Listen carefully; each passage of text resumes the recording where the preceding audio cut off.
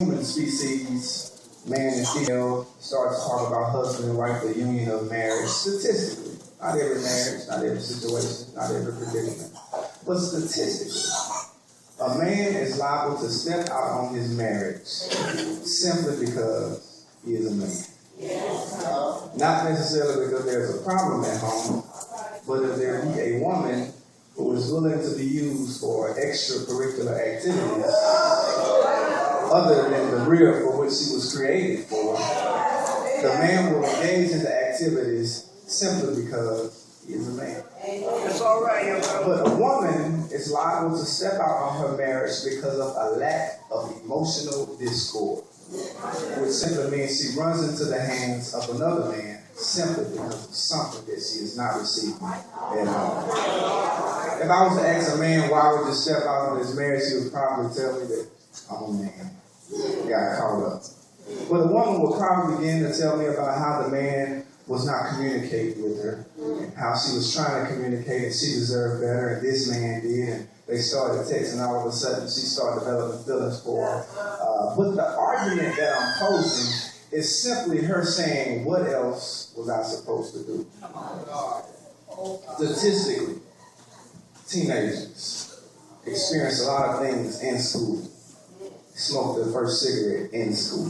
Smoke their first blunt in school. Pop their first pill in school. Taste their first taste of alcohol in school. Experience sex in school. If I was to ask a teenager, what would make you engage in that type of activity, knowing that it's wrong, that it would probably begin to remind me of the peer pressure that it is of being a teenager. And how everybody is doing it, and at the risk of trying to fit in, what else was I supposed to do? If I was to ask a young lady, what would make you give your virginity to a man that is not your husband? She would probably begin to tell me about how she loved him. And he said that if you love me, you would have sex with me. And so at the risk of not allowing him to go anywhere else to get it, and to say the only man that she's ever loved, she asked the question, what else was I supposed to do? We could sit here all day and dissect whether these situations are moral or ethics or right. We could talk about them, whether they were valid or not. But that's not even what I'm after this morning. Because when I read the scripture, the one thing that I do notice is that when it talks about all the great works that Jesus did, and when it talks about the disciples trying to follow Jesus, the one thing that I can realize is that everybody wants to be involved in the celebration, but nobody wants to be involved in the suffering. And it's funny when you look at the world today, everybody wants to be known for being great. And everybody wants to be a great man. And everybody wants to have integrity. And everybody wants to be successful, but nobody wants to sacrifice. And nobody wants to go and do the heartache and pain that it takes to bring the greatness that God has placed out of you. Everybody wants to be a great Christian and being known as a great man and woman of God, but yet nobody wants to sacrifice. Everybody wants to find a good man, and everybody wants to find a good woman, and everybody wants elaborate weddings with big rings on their fingers, and everybody wants their wedding night to be so special, but nobody wants to save themselves for marriage. I don't want to bother too long today, but I just want to talk to you just for a little bit from the subject excuses. Let's go to God. God, we thank you right now for this time of fellowship, for this time of prayer, God. So many things we come to today dealing with, God. So many issues, so many problems, God. But for now, right now, we just ask you, God, to speak to us, God. Help us to lead better than we were when we got here. Now, God, as only speak to me, but please speak to me in the name of Jesus. Amen. It does not take a lot of intellect to offer an excuse. It does not take a lot of energy to offer an excuse. An excuse is simply an attempt to change the blame of someone else, a blame of error on someone else. And it would probably be okay if it was just an excuse. But now I'm starting to see that people are being confused, and they're not trying to find answers to rectify the problem, but yet excuses to validate what it is that they're doing.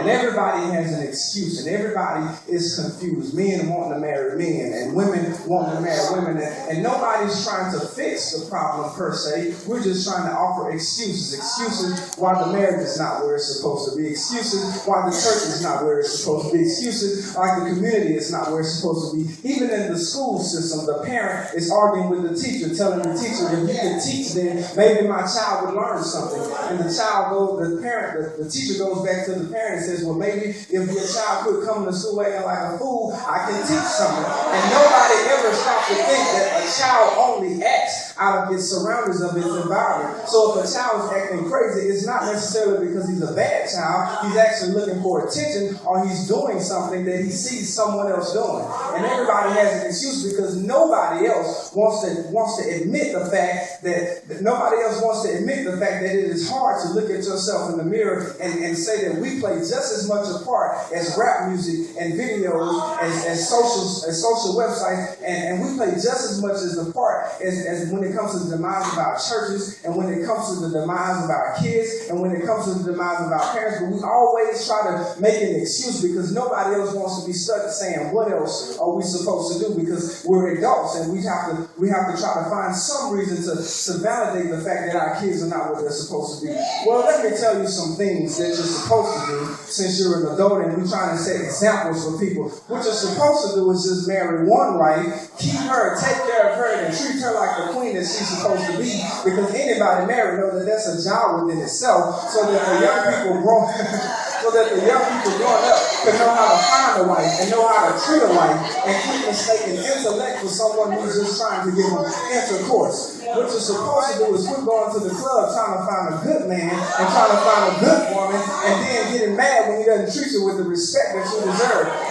What you're supposed to do is quit running around in the church and spreading everybody else's business, talking about everybody, and then getting mad when people start talking about some of the foolishness that you got going on in your backyard. What you're supposed to do is quit blaming everybody for the fact that you ain't got a man, and for the fact that you ain't got a woman, and for the fact that your career is not where it's supposed to be, and for the fact that you didn't graduate from college, and look yourself in the mirror and say, I can do all things through Christ, which strengthens that I'm more than a conqueror, and start making plans and quit making excuses. Now, I will admit that I bring a lot of light to the fact that we do make excuses, because when you make excuses and you strip the person away from the excuse, it allows you to see who you really are.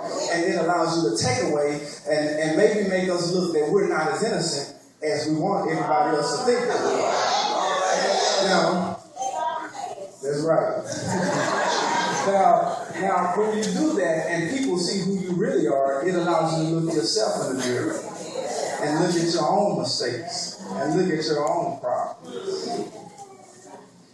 But I want to talk a little bit today just about the excuses.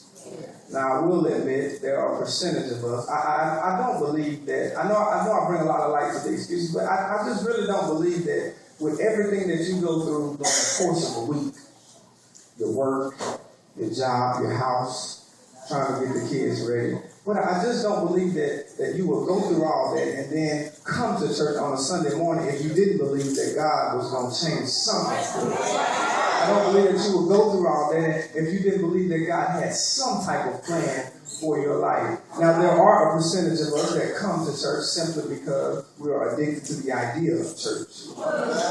We don't really come to worship God. We come to trade in a Saturday night or a Sunday morning. Those of us who are with the club here, we try to trade in a 2-for-1, Friday and a Saturday night for a Sunday morning. But there are some of us who are tired of living the way we're living. And there are some of us who are tired of going through the things that we go through. And there are some of us who are tired of making excuses for the way that we are. And we really do want to change. So those people, they find themselves at the same table they were when we first started this conversation, simply asking, what else am I supposed to do? Only this time we're asking for information instead of validation. Well, reading this scripture, there are 3 quick points that I want to bring out. The first point is that the scripture is talking about the cost of following Jesus.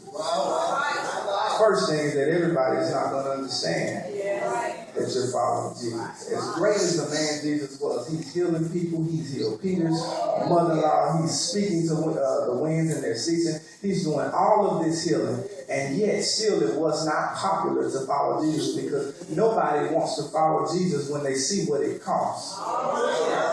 And everybody's cool with following Jesus until they see that it costs more than the average person is willing to give. Second point that I want to bring out is the fact that Jesus is looking for consistency. He's looking for consistency in being faithful.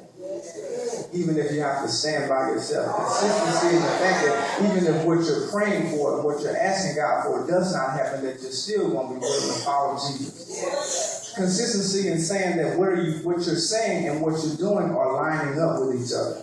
And that's what makes these social sites so dangerous, is that they expose the consistency of a person. What you say at 8 o'clock is not matching up with what you say at 9 o'clock, and it's had nothing to do with what you say at 10 o'clock. And whenever you see inconsistency, you will always have room for the devil to come in.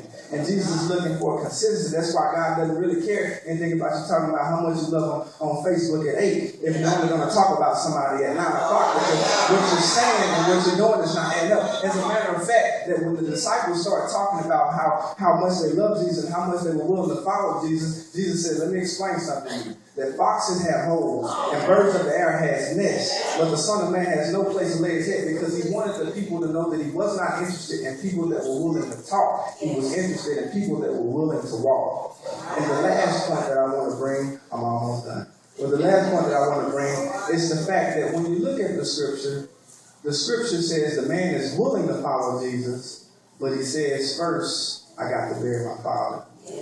It would seem that Jesus is being inconsiderate of the man trying to bury his father. But the truth is, the man's father is not even dead. Jesus says, let the past bury the past. Let the dead bury the dead. He's not talking about his father. He's talking about his past. He's saying his past issue is his past issues, and there's no way, if he keeps looking back, that he can move forward and get what God has. The secret to not making excuses is to understand that God knows you. Not the you that you want everybody else to think you are, but the real you. The you that cries at night.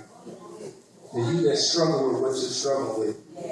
I wish I could get up here and tell you a lot of great things about me, but the truth is we're all dealing with things. I wish I could get up here and tell you that I've never been divorced, but I can't tell you that. I wish I could get up here and tell you that I've never suffered with depression, but I can't tell you that. I wish I could get up here and tell you that I've never thought about taking my own life, but I can't tell you that. But the truth is, God is saying, as messed up as we are, we still qualify to fall. And we understand that if we keep looking back at our past, then we will never be able to move forward.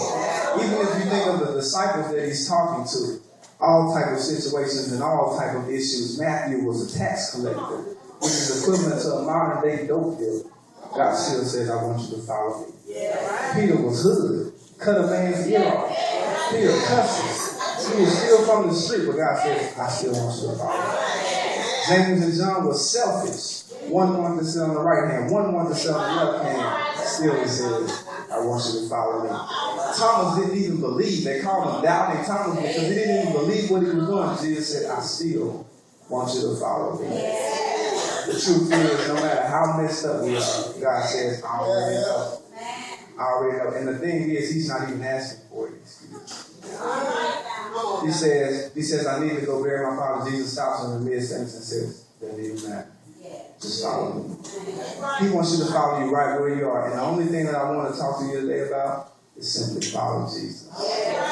God bless you.